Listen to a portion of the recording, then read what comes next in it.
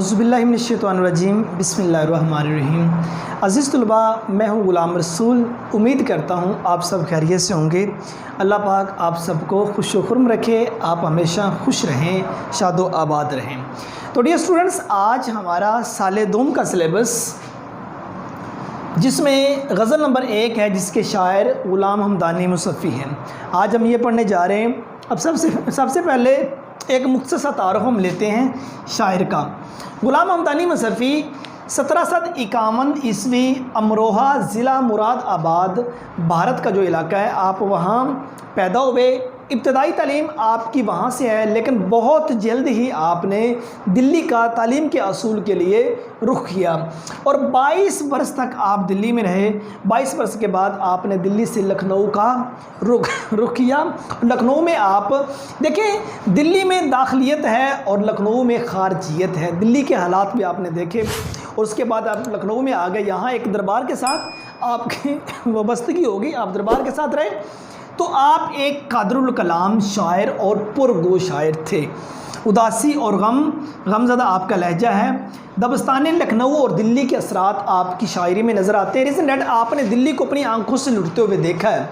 دلی میں داخلیت اور لکھنؤ میں خارجیت کا عنصر جون سا پایا جاتا ہے، یہ آپ کی شاعری میں ہمیں ضرور ملتا ہے کہ دلی کے اندر انہوں نے اپنی آنکھوں سے، مغلیہ دور تھا اور سر کٹتے ہوئے، دھڑ کٹتے ہوئے، خون ریزیاں ہوتی ہوئی خود اپنی آنکھوں سے دیکھیں، اور لکھنؤ میں آپ نے شاعری کا چرچا دیکھا۔ انشاء کے ساتھ ان کے بہت زیادہ مخالفت رہی۔ تو اس کے بعد دیکھیں ان کے کلام میں جون سی چیزیں ہیں، تغزل، معاملہ بندی، تصوف، اخلاق و فلسفہ، یہ ان کے کلام کا حصہ ہے۔ اور غلام حمدانی مصفی نے بہت طویل عمر پائی۔ آپ کے شاگردوں کی تعداد بہت زیادہ ہے، جس میں چند نامور شاگرد دیکھیے، جس میں شیخ امام ناسخ، حیدر علی آتش، میر خلیق یہ میر انیس کے جو ان سے والد ہیں، وہ بھی ان کے شاگرد ہیں غلام حمدانی مصفی کے۔ اب اس کے بعد گردش زمانہ کا اظہار ان کی شاعری کے اندر ضرور ملتا ہے۔ دیکھیں، امروہہ میں پیدا ہو کے دلی سے آپ نے لکھنؤ کا رخ کیا، تو ساری چیزیں آپ کی آنکھوں کے سامنے گزرتی رہی ہیں، آپ نے اپنی آنکھوں کے سامنے یہ سارے معاملات دیکھے ہیں، تو آپ کی شاعری کے اندر یہ چیزیں ہمیں ملتی ہیں۔ ناصحانہ انداز ہے اور چند تصانیف دیکھیں، 8 دیوان تو آپ نے اردو میں لکھے ہیں۔ آپ کی شاعری کے 8 دیوان اردو میں، 20 سے زائد تو آپ کی مثنویاں ہیں، اور علم عروض پر بھی آپ نے ایک کتاب لکھی۔ اور اس کے بعد 1824 میں لکھنؤ میں آپ خالق حقیقی سے جا ملے۔ تو ڈیئر اسٹوڈنٹس، یہ مختصر سا تعارف تھا۔ اب تعارف اس لیے بیان کیا جاتا ہے جب اسٹوڈنٹ کے سامنے ایک شخص کے حالات زندگی بیان کیے جائیں، تو پھر وہاں سے میں پتہ چل جاتا ہے کہ ان کی شاعری بھی ایسی ہوگی۔ دیکھیں، اب جب یہ ان کے ہم نے مختصر سا تعارف لیا ہے، یہاں سے ہمیں شاعری کی سمجھ بھی لگ جائے گی کہ وہ کس لہجے کی ہے، وہ مجازی میں ہے، وہ حقیقی میں ہے، یا وہ حالات زمانہ جو ہے اس میں بیان کیا گیا ہے۔ تو آئیے ان کے چند ہم اشعار دیکھتے ہیں۔ غزل نمبر 1 کے شعر نمبر 1 ہے کہ دنیا میں جب تلک میں اندوگی رہا، غم دل سے اور دل سے میرے غم کری رہا۔ دنیا میں جب تلک مینس تک، اندوگی رہنا، اندوگی غم زدہ، پریشان۔ کہتے ہیں کہ جب تک میں اس دنیا میں پریشان رہا ہوں، غم دل سے اور دل سے میرا غم کری رہا۔ کری کہتے ہیں قریب کو، کہتے ہیں جب تک میں اس دنیا میں پریشان رہا ہوں، جو غم ہے وہ میرے دل کے اور جو دل ہے وہ غم کے، یہ دونوں ایک دوسرے کے آس پاس رہے ہیں۔ اب دیکھیے اس کا نثری مفہوم کیا ہوگا۔ انسانی زندگی میں غم لازم و ملزوم ہے۔ اب دیکھیں، جو انسانی زندگی ہے اس میں غم آنے ہی ضروری ہیں۔ اب یہ جو دنیا ہے نا، یہ صرف پھولوں سے نہیں بلکہ کانٹوں سے بھی بھری ہوئی ہے۔ اب جو شخص اس دنیا میں آیا ہے، اس نے اس دنیا میں نشیب و فراز آتے رہتے ہوتے ہیں، اونچ نیچ آتی رہتی ہوتی ہے، اور اصل میں حضرت علی رضی اللہ تعالیٰ عنہ کا قول مبارک کہ یہ جو دنیا ہے یہ مومن کے لیے ایک قید خانہ ہے، مومن کے لیے، اور یہاں تکالیف مصائب یہ انسانی زندگی میں لازم و ملزوم ہے۔ ان کے بغیر تو یہ انسانی زندگی چل سکتی ہی نہیں۔ انسانی زندگی میں غم کا آنا تو ضروری ہے۔ آپ دیکھیں، حضرت آدم علیہ السلام کی زندگی، ٹھیک ہے نا، غم کا تصور تبھی سے ہے۔ غم آپ نے بھی دیکھے، حابیل اور قابیل کا قصہ دیکھ لیں، غم تبھی بھی تھے۔ حضرت نوح علیہ السلام کی زندگی دیکھیں، غم تبھی بھی تھے حضرت موسیٰ، حضرت عیسیٰ علیہ السلام، حضرت ابراہیم علیہ السلام، حضرت یوسف علیہ السلام، پیارے آقا صلی اللہ علیہ وسلم کی حیات مبارکہ کا مطالعہ کریں تو غم تب بھی تھے اور یہ زندگی کا حصہ ہوتے ہیں، اور انسانی زندگی میں غم لازم و ملزوم ہوتے ہیں۔ باقی اس دنیا میں جو شخص بھی آیا ہے غم کے ساتھ اس کا واسطہ ضرور پڑنا۔ شاعر یہی کہتے ہیں کہ جب تک میں اس دنیا میں رہا ہوں جو غم ہے وہ میرے دل کے اور جو میرا دل ہے وہ غم کے، یہ دونوں ایک دوسرے کے آس پاس رہے ہیں۔ اب غم دیکھیں، غم کون سی چیزوں میں غم ملتا ہے؟ ہمارے جو رشتہ دار ہیں وہاں سے ہمیں غم ملتا ہے، روزگار کے غم ہیں، ٹھیک ہے، مجازی کے غم ہیں، اور بھی انسان کو دیگر تکالیف جو ان سے اگر آپ حق سچ پہ چل نکلے ہیں لوگ آپ کی مخالفت پہ ہوں گے، وہ بھی غم ہیں، گردش روزگار یہ بھی انسانی زندگی میں ہے، یہ بھی غم کا ایک حصہ ہے۔ اب دیکھیں دوسروں کا حاسد ہو جانا ہمارے بارے، یہ بھی ایک حصہ ہے۔ جب ہم کسی کے ساتھ اچھا سلوک کریں وہ اس کے بدلے میں ہمارے ساتھ برا سلوک کرے، ہم کسی کو پھل دیں لوگ ہمیں اینٹ ماریں، ٹھیک ہے، یہ بھی غم۔ اب دیکھیں یہی وہ بات کرتے ہیں کہ اصل میں جب تک انسان دنیا میں رہتا ہے تو غم اس کے لیے لازم و ملزوم ہوتے ہیں۔ یہ چند حوالہ جاتی آپ اشعار دیکھیے کہ جس میں غالب یہ کہتے ہیں، قید حیات و بند غم اصل میں دونوں ایک ہیں، موت سے پہلے آدمی غم سے نجات پائے کیوں؟ جب تک انسان زندہ ہے تب تک غموں کے ساتھ چلنا پڑے گا، غموں کا سامنا کرنا پڑے گا۔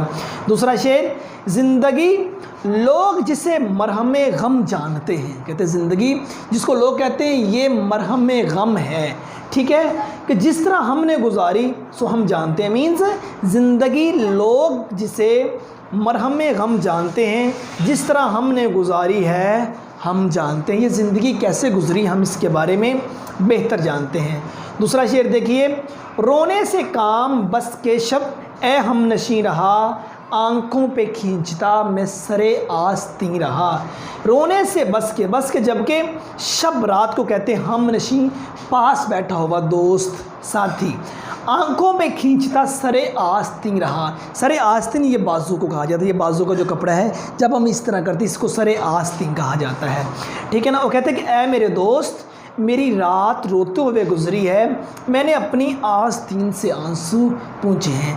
دیکھیں انسان جو ہے وہ جب اس دنیا میں آتا ہے، جب کبھی اس کو غم تکالیف انسان کو ستاتے ہیں تو اس وقت انسان کو ایک کندھے کی ضرورت ہوتی ہے کہ جس پر وہ سر رکھ کے اپنا رو لے، ٹھیک ہے نا، ایک ایسے سہارے کی ضرورت ہوتی ہے جس کے ساتھ انسان اپنے دکھ سکھ شیئر کر لے، ایسے انسان کی ضرورت ہوتی ہے، مینس ایسے کندھے کی ضرورت ہے جہاں وہ سر رکھ کے اپنے دکھ سکھ شیئر کر لے کہ اس کو جون سے مسائل کا سامنا ہے۔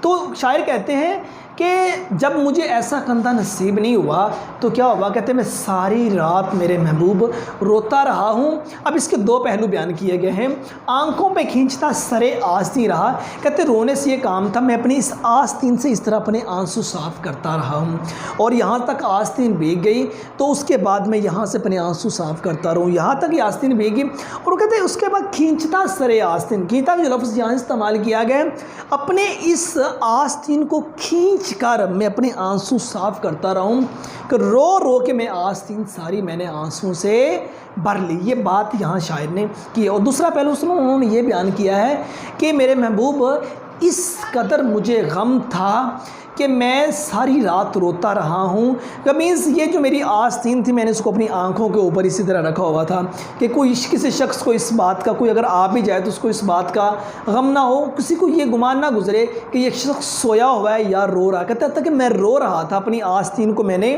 اپنی آنکھوں کے اوپر رکھا ہوا تھا۔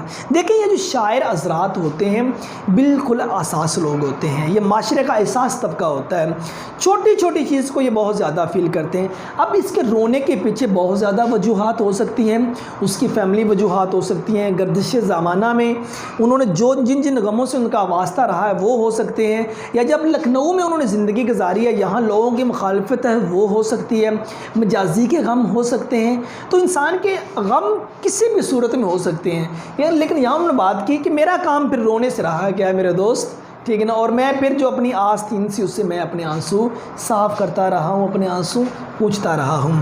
شعری حوالہ دیکھیے، اشک آنکھوں میں کب نہیں آتا، لہو آتا ہے جب نہیں آتا، چپکے چپکے رات دن آنسو بہانا یاد ہے ہم کو، اب تک وہ عاشقی کا زمانہ یاد ہے۔ تیسرا شعر دیکھیے، نازک مزاج تھا میں بہت اس چمن کے بیچ، جب تک رہا تو خندہ گل سے حسین رہا۔ کہتے ہیں میں اس قدر نازک مزاج تھا اس چمن میں، اور جب تک میں اس چمن میں رہا ہوں، خندہ گل کہتے ہیں پھولوں کی مسکراہٹ کو، پھولوں کے مسکرانے کو، ہنسی رہنا کہ اس کو پھولوں کی مسکراہٹ کو دیکھ کر غم زدہ رہنا۔ کہتے ہیں کہ میری نازک مزاجی کا یہ حال تھا کہ پھولوں کی مسکراہٹ بھی مجھ کو رلا دیتی تھی۔ اس میں نا دو پہلو بیان کیے گئے، دونوں پہلو میں آپ کے ساتھ ڈیئر اسٹوڈنٹس شیئر کرتا ہوں۔ کہتا ہے کہ جب تک میں اس چمن میں رہا ہوں تو تب تک پھولوں کی مسکراہٹ کو دیکھ کے میں پریشان ہی ہوتا رہا ہوں۔ دیکھیں جب چمن میں پھول کھلتے ہیں تو اس وقت جو عاشق مزاج لوگ ہوتے ہیں ان کو اپنا زمانہ یاد آ جاتا ہے، ان کو اپنا وہ جوانی کا اور اپنے محبوب کے ساتھ گزارے ہوئے لمحات ہیں وہ یاد آ جاتے ہیں کہ جس زمانے میں انہوں نے اپنے محبوب کے ساتھ اس چمن کا رخ کیا تھا، ایک وہ ان کو زمانہ یاد آ جاتا ہے۔ وہ شاعر کہتے ہیں کہ آج جب چمن میں پھول کھلے ہیں تو میں چمن میں گیا ہوں لیکن میں اکیلا تھا۔ وہ کیا کسی ایک شاعر نے لکھا تھا کہ آنکھوں کا رنگ اور بات کا لہجہ بدل گیا، وہ شخص ایک شام میں اتنا بدل گیا، لگتا ہے وفا کے کھیل سے اکتا گیا تھا وہ، جو منزل کے قریب آ کے راستہ بدل گیا۔ کہتے ہیں آج جب میں چمن میں گیا ہوں تو میں اکیلا تھا، ٹھیک ہے نا، اور چمن میں جو بلبل ہے وہ اپنے پھول کے ساتھ تھی، لیکن پھول مسکرا رہا تھا، وہ محب اور محبوب کا معاملہ جو ان سا ہے۔ اب جو پھول ہے وہ مسکرا رہا تھا، شاعر کہتے ہیں کہ مجھ سے وہ پھول کا جو مسکرانا ہے وہ دیکھا نہیں گیا، اس کی مسکراہٹ کو دیکھ کر میں بجائے خوش ہونے کے بلکہ میں رنجیدہ تھا۔ ریزن ڈیٹ غم وہ جو سی بات ہے میں نے آپ کے ساتھ شیئر کر دی کہ کبھی ایک ایسا وقت تھا، کہتا ہے کہ میں اپنے محبوب کے ساتھ اس چمن کا رخ کیا کرتا تھا، آج میں تنہا ہوں، آج میں اکیلا ہوں۔ ایک تو اس کا پہلو یہ آ جاتا ہے۔ اب دوسرا پہلو دیکھیں، وہ کہتے ہیں کہ میں اس قدر نازک مزاج تھا کہ پھولوں کا کھلنا مجھ کو پریشان کر گیا۔ اب بیٹے اس میں وہ منظر آ جاتا ہے کہ دیکھیں اب پھول جب کھلا ہے، انسان نے پھولوں کو دیکھا ہے، اب جو منظر انسان کو پریشان کر رہا ہے وہ یہ ہے کہ آخر یہ پھول کب تک کھلا رہے گا، آخر اس کو زوال ہے کہ مینز ہر شخص اس کی جوانی چھن جاتی ہے، بڑھاپا انسان کو آن گھیرتا ہے، اس کے بعد انسان موت کے گھاٹ اتر جاتا ہے کہ جس سر کو غرور ہے یہاں تاج بری کا، تو دیکھیں جس سر کو آج یہاں تاج بری کا غرور ہے کل کو دیکھنا اسی پہ ماتم ہوگا۔ یہی بات کہ آج کہتے ہیں میں نے جب اس کا عروج دیکھا تو میں اس کا عروج کے بعد والا جو وقت ہے وہ دیکھ کر میں پریشان ہو گیا۔ انسان دنیا میں آتا ہے اس کا عروج ہوتا ہے، لیکن عروج کے بعد آخر زوال ہے۔ انسان دنیا میں آیا ہے تھوڑے وقت کے لیے، قلیل وقت کے لیے آیا ہے، یہ وقت گزار کے آخر وہ اس دنیا سے چلا جائے گا۔ تو شاعر یہی کہتا ہے کہ مجھے پھول کا دیکھنا مجھ سے بھایا نہ گیا کہ میں نے دیکھا آخر یہ کب تک رہے گا، اس نے آخر زوال کا شکار ہو جانا ہے، آخر یہ چمن سے اجڑ جائے گا۔ یہ دو پہلو میں نے ڈیئر اسٹوڈنٹس آپ کے سامنے بیان کر دیے۔ اس میں دیکھیں شاعر ایک محسن بھوپالی کیا لکھتے ہیں کہ ہماری جان پہ دورہ حساب ہے محسن، کہ دیکھنا ہی نہیں ہم کو سوچنا بھی ہے۔ اور دوسرا شعر، گلے جب آپس میں ملتے ہیں دو بچھڑے ہوئے ساتھی، عدم ہم بے سہاروں کو بڑی تکلیف ہوتی ہے۔ تو یہ چوتھا شعر دیکھیے، ہمدم جو دیکھتا ہوں تو پہلو میں دل نہیں، بیٹھا تھا اس کے پاس میرا دل وہیں رہا۔ ہمدم مینز اے دوست، اے محبوب، کہتا ہے کہ میں جب دیکھتا ہوں تو پہلو میں دل نہیں، مینز میں دیکھتا ہوں تو میرے سینے میں دل نہیں، میں تھوڑے وقت کے لیے اپنے محبوب کے پاس بیٹھا تھا تو میرا جو دل ہے وہیں رہ گیا ہے۔ نثری مفہوم دیکھیے، محبوب کی صحبت کا یہ اثر ہوا، میں اپنا دل اسی کے پاس چھوڑ آیا۔ مجازی کے واقعات دیکھے جائیں کہ انسان جس کسی کے ساتھ محبت کرتا ہے، اس میں دونوں پہلو آ جائیں گے، حقیقی بھی آ جائے گا اور مجازی بھی آ جائے گا۔ آپ دونوں پہلو پہ دیکھیے کہ انسان جو جس کے ساتھ محبت کرتا ہے انسان ہمیشہ اپنا دل وہیں لگا لیتا ہے۔ کہتے ہیں دل ایک واحد ایسی شے ہے، پہلو میں اپنے ہوتا ہے لیکن قبضہ میں کسی اور کے ہوتا ہے۔ کہتے ہیں میں جب دیکھتا ہوں تو پہلو میں میرا دل نہیں رہا، کیوں؟ میں اپنے محبوب کے پاس تھوڑے وقت کے لیے بیٹھا تھا اور اس کی محبت، اس کی خوبصورتی نے اس قدر اٹریکٹ کیا मैं तो यहाँ चला आया हूँ, लेकिन जो मेरा दिल है, मैं अपना दिल वहीं पे छोड़कर आ गया हूँ। तो मेरा जो दिल है वो मेरे महबूब के पास रहा है। अब आप हकीकत में देखें, जिनको कुर्ब खुदा नसीब हो गया है, वो इस दुनिया में जब रहते हैं तो उनके दिल जो है ना वो उसी ज़ात के साथ होता है, उनका दिल ही वही होता है। सिंपल से एग्जांपल देता हूँ, जिन्होंने खाना खुदा और रोज़ा रसूल की ज़ियारत की हुई है, अल्लाह पाक हम सब को नसीब भी फरमाए। हर इंसान की, हर मुसलमान की ये एक विश है कि वो उस दर अक़दस तक ज़रूर जाए। देखें, अब जिन्होंने खाना खुदा और रोज़ा रसूल की ज़ियारत की हुई है, उनके सामने जब इस दुनिया में जब वो वापस उम्रा हज करके लौट आते हैं, उनके सामने वो वहाँ की किसी उसी सरे ज़मीन के का आप तज़किरा करें, आप खाना खुदा रोज़ा रसूल का तज़किरा करें, तो उनकी आंखें नम हो जाती हैं और उनका दिल फ़ौरन से वही पहुँच जाता है। तो यही क्योंकि उनको अपने उस महबूब के साथ अकीदत है। तो इसीलिए शायरी कहते हैं मैं जब अपने पहलू में देखता हूँ तो मेरे पहलू में दिल नहीं है, कि मैं कुछ देर के लिए अपने महबूब के पास बैठा था तो मेरा दिल वही रह गया था। आप दोनों पहलुओं से डियर स्टूडेंट्स यहाँ तशरीह कर सकते हैं। इसका देखिए हवाला जाती अशार, इस तरह उससे मैं ताल्लुक़ को तोड़ आया हूँ, खुद चला आया हूँ, दिल वहीं छोड़ आया हूँ। ये मजाजी पे है, ठीक है ना। कुछ इस अदा से आज वो पहलू नशीं रहे, जब तक हमारे पास रहे हम नहीं रहे। तो डियर स्टूडेंट्स, ये जो से हमारी गज़ल साल दोम की ग़ुलाम हमदानी मुसफ़ी की हमने मुसफ़ी का तारुफ़ किया है और उसके बाद जो पहले 4 अशार हैं उन पे बात की है। पहले शेर में हमने ये मुख्तसर सी बात बयान की कि इंसान जब तक इस दुनिया में है ना तो गम लाजमी हिस्सा है, गम उसको ज़रूर मिलने ही मिलने हैं। और दूसरे शेर में हमने ये बात की कि ए मेरे महबूब, तेरी जौन सी जुदाई है वो मुझसे बर्दाश्त नहीं हुई, मैं सारी रात रोता ही रहा हूँ। और तीसरे शेर में जो बात की, उन्होंने ये बात की, मैं इस कदर नाजुक मिजाजी की बात की कि फूलों का खिलना मुझसे नहीं देखा गया। एक जुदाई के लम्हात यहाँ बयान किए गए, दूसरा कि हर शय फ़ानी है, ज़िंदगी की बेस बातें बयान की गई। और चौथे शेर में ये बात बयान की कि इंसान जिसके साथ मोहब्बत रखता है, इंसान का जो दिल है वो उसी के साथ ही जुड़ा रहता है।